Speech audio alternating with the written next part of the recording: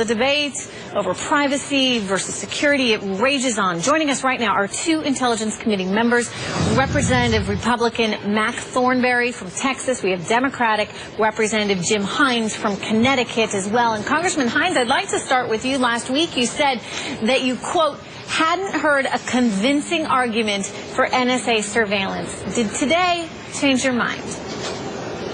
Well, look, there's no question that NSA surveillance is providing leads and preventing some attacks. Now, those of us charged with oversight, it's our job to ask questions about effectiveness, about the balance between civil liberties and security. And so I think it's our job at this point to follow up with General Alexander and others to find out how critical is this unprecedented program, because it is unprecedented to keep data on most or all Americans. How critical is it exactly to uncovering terrorist plots? Are we talking really about it being essential to saving lots of lives, or are we talking about it being incidental to certain investigations? As someone who has spent a lot of time at the New York Stock Exchange, I can tell you there may not be as many people as there once was there, but there certainly are people on the floor that 50 terror attacks that possibly were prevented. Congressman Thornberry, how important is that to you? I mean, how do you balance privacy with security right now? You are, it sounds like, effectively still saving lives here.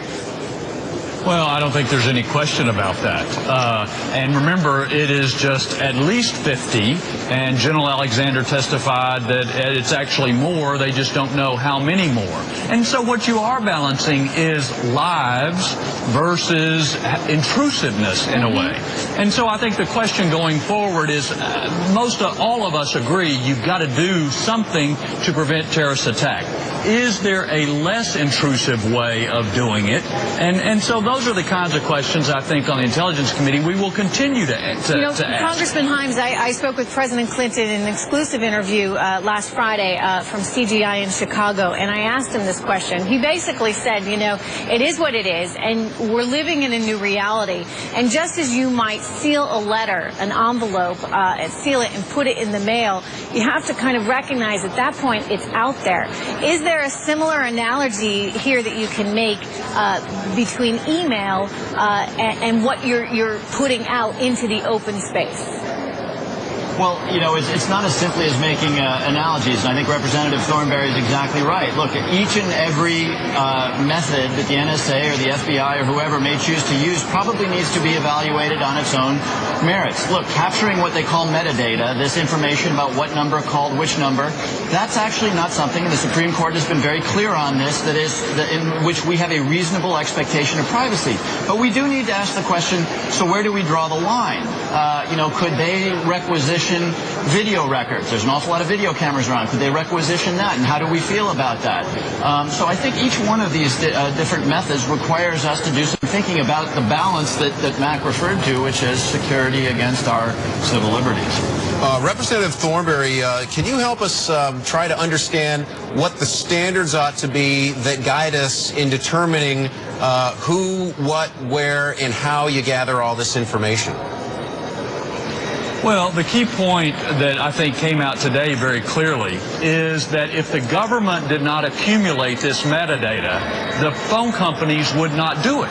And so, as somebody said, if you're going to search for a needle in a haystack, first you have to have a haystack.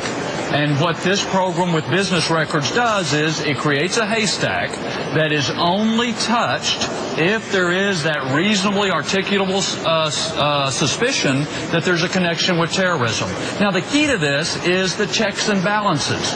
And I think what really ought to stand out to folks is that you have all three branches of government involved in making sure that this is done right. It's not abused. It's only used for terrorism purposes.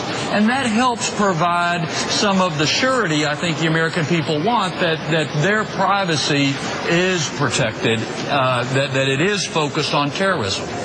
Representative Hines, when you think about it, the world has changed, right? We check in on Foursquare, we tweet, we text, we say like on Facebook. So much is already in the public realm. So if we want to take the other side, what's wrong necessarily with the government, in effect, accessing all that public data? Well, I'd say two things to that. Look, it's not necessarily wrong. Each one of these different programs and whatnot needs to be examined on its own merits and weighed. But look, one obvious difference is that, yes, when you go on Facebook and start posting pictures of where you were last night, you've got absolutely zero expectation of privacy. And by the way, you don't have to go on Facebook, and if you want, you can close your account. If the security agencies are keeping records of your phone calls, you don't have a choice to call them up and say, hey, I don't want you to do that. And that's one important difference. The other thing that we need to bear in mind is that while I agree with Representative Thornberry that there are pretty good procedures in place to make sure that this is not abused, we need to be aware of the fact that if government has shown us one thing over a lengthy period of time, it is that if the opportunity does exist for abuse, there will be episodes of abuse. And this goes back for a long time. Most recently, people raising questions about the IRS in Cincinnati and this sort of thing. You know, again, those of us who are overseers have to be a little skeptical and ask these questions on behalf of the American people. Do you see this as a slippery slope? You know, I'm using a Texas metaphor here, which is, and again, without judging and being too specific about this program, you know, I use that Texas metaphor of how you boil a frog, right? You just turn that temperature up a little bit at a time, pretty soon the frog is boiled. And I don't, you know, it's our job to figure out at which point you stop turning up the heat. Mm-hmm. I mean, it is indeed a challenge, Representative Thornberry. Ultimately, if you have the ability, however, to prevent a terror attack on this nation or anywhere in the world, it comes with a certain responsibility, does it not? Well, exactly. And again, we have focused primarily on the privacy aspects of this and the protections against abuse of this data, with all three branches being involved versus the IRS case, where the arrogance of their approach as we tried to find money is in marked contrast to the attitude we saw today.